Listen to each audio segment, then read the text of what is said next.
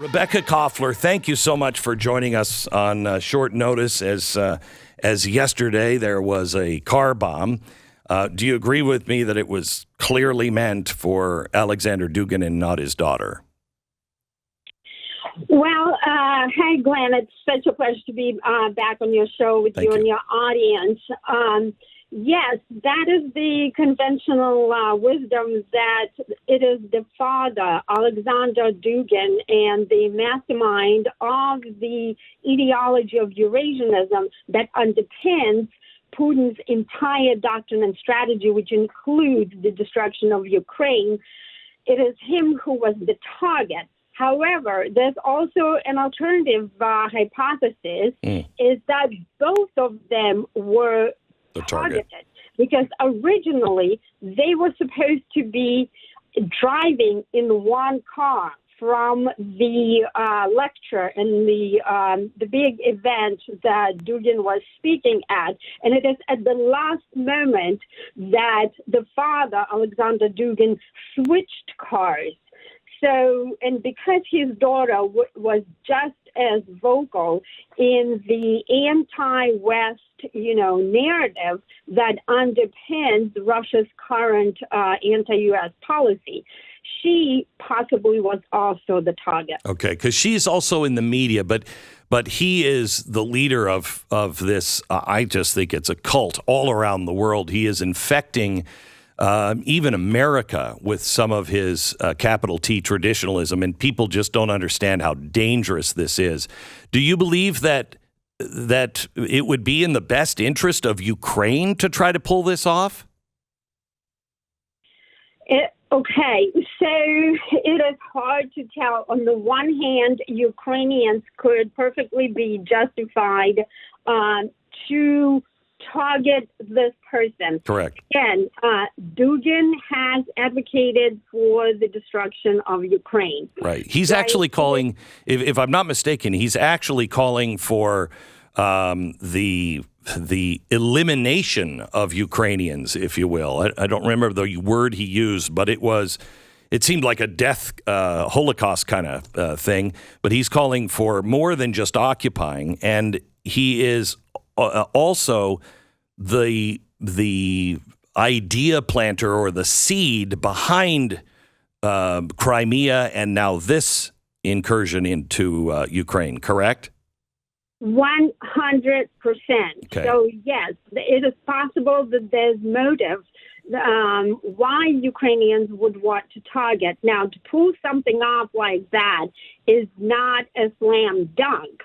So a lot of the resources and planning must have gone into this operation. But let me tell you about Dugin a little more, because he's not only anti-Ukraine, he is anti-America. I have a whole chapter in my book dedicated to Alexander Dugin, because he's considered to be Putin's brain. His writings, he's a political philosopher, ultra-nationalist. He was the thought leader behind Eurasianism, as I said, which underpinned Putin's policy of the so-called the Russian world. Okay? And I would like to give you some quotes about Dugin, who called on Russia to counteract U.S. policy at all levels and in all regions of the world. And specifically, he said that Russia, and I quote, must weaken, demoralize, and deceive in order to win. It is especially important to introduce geopolitical order into America's internal reality, to encourage separatism and ethnic, social, and racial conflict, actively support dissident movements and extremist racist groups and sects, and to destabilize internal processes. So this is who we are talking about. He's the mastermind of a very dangerous ideology, and now his daughter is gone, and the Russians are up in arms about it. The Russian media erupted over the weekend, blaming the United States and blaming Ukraine for what they characterized as a terrorist attack. It is it's interesting to me that his plan on how to destabilize America, while they say the right is in bed with Putin, the plan that Dugin gave to Putin it would be everything that the left is involved in. And I don't mean necessarily Democrats. I mean the left of, racial division, et cetera, et cetera. So the media in Russia comes out with this. I don't know if we have any credibility to be able to say we didn't do this. I hope to God we didn't do this. What would be a Putin response?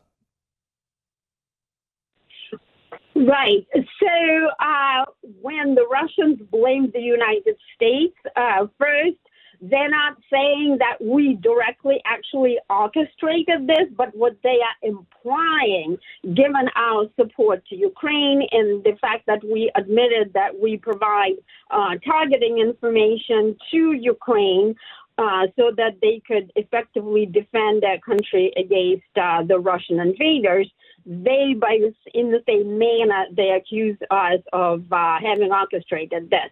So the response is going to be, I'm concerned, is further escalation because, again, Dugin is a symbol. And his daughter has turned into a martyr right now, has been turned by the Russian media.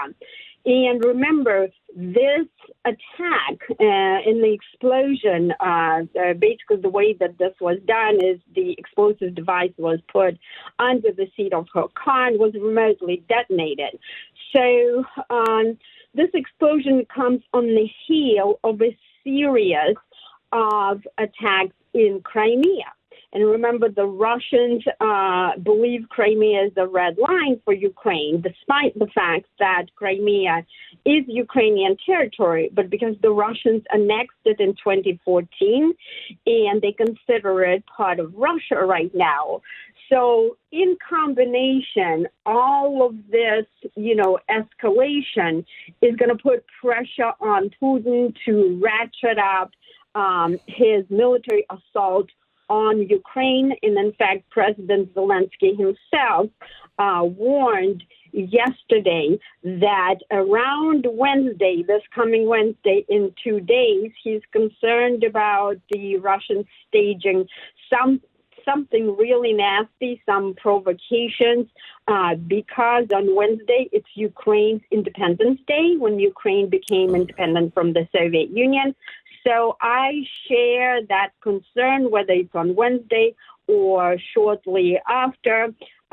We know that there are plenty of opportunities, specifically one of the extreme, risks, moderate probability, but extremely high risk of a disaster that exists right now. It's related to the nuclear powered plant in Zaporozhye that both sides accusing each other of shelling, and that is at the risk of erupting in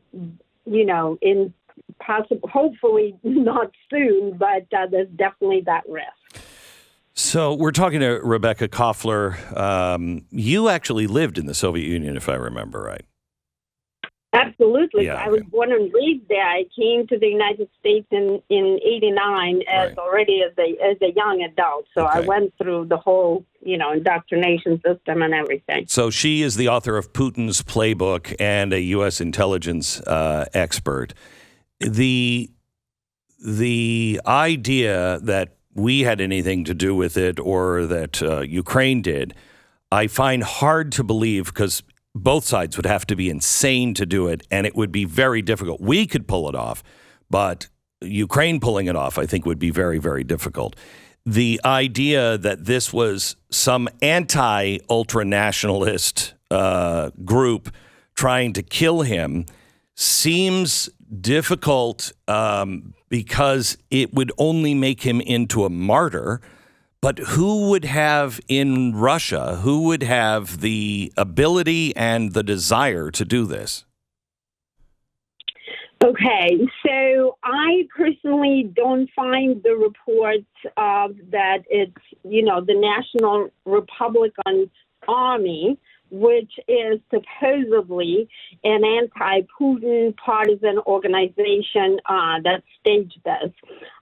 This is not credible to me, and the intelligence is inconclusive as far as who specifically did this, because it's very, very fresh right now. I am almost certain that the United States has absolutely nothing to do with this. The FSB, which is the Domestic Security Services in Russia, has attributed this already to a Ukrainian woman named Natalia Vosk, who apparently, according to the FSB, that is. Now, remember, FSB cannot be trusted, but that doesn't mean that their analysis and their preliminary investigation isn't correct. Correct. But this is what they have assessed, is that Natalia Vosk entered Russia on July 23rd with her 12-year-old daughter, Sofia Shaban, and reportedly rented an apartment in the same building as Daria Dugina, Dugin's daughter that was killed. And then apparently Natalia fled to Estonia. Now, we need to do more digging. I'm certain that U.S. intelligence is involved in the analysis and in the investigation on our own, here, obviously not, in Russia. But at this point, it's very difficult to tell. Yes, Ukrainians, do claim that there's an anti-Putin movement going in Russia. But remember, Ukrainians are just as adept as the disinformation as the Russians are.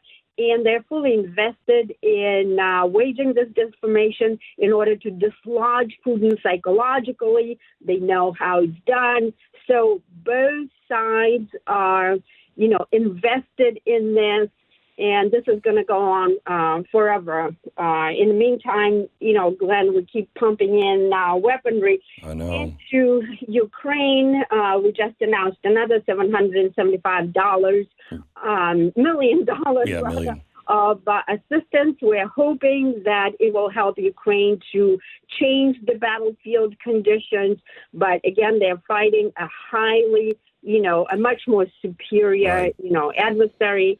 And there's no end to this. So, Rebekah, would you do me a favor? I'd like to stay in touch with this week as this story develops, and we'll check back with you tomorrow if there's any developments. But this is extraordinarily concerning to me, and Americans need to understand who Alexander Dugin is, because his tentacles are in America, and he has fans on the right in America. And I think he's an extraordinarily dangerous man.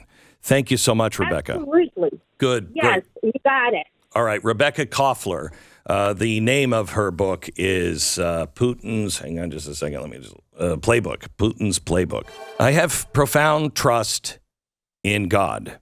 I have profound trust in divine providence, that if we act the way we're supposed to act, doors will open for us, doors of understanding and protection.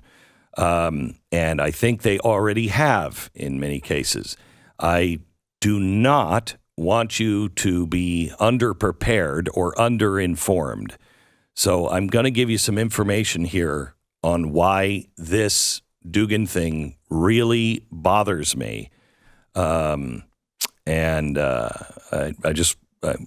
do that here in just a couple of minutes. I need more than 2 minutes to be able to talk about it. It's incredible, too, that I guess the footage that came out of there after the explosion goes off, Alexander Dugin standing there in the streets watching his daughter, burn to death. I mean, I guess she was already dead by the time the car caught on fire, per se. But this is...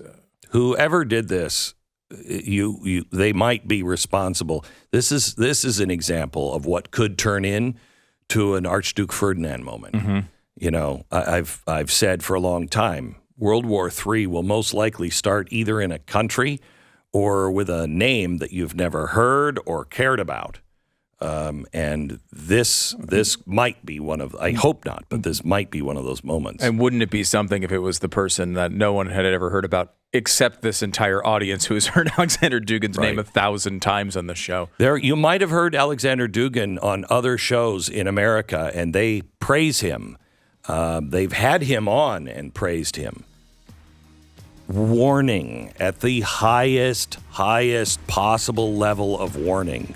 If anyone is involved and is recommending Alexander Dugin as a guy with an answer or a guy can help, run as fast as you can away from that individual.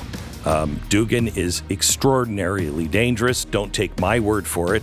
I don't believe in banning books. You should read his book, The Fourth Political Theory, and you will understand this guy wants to bring about literally biblical Armageddon.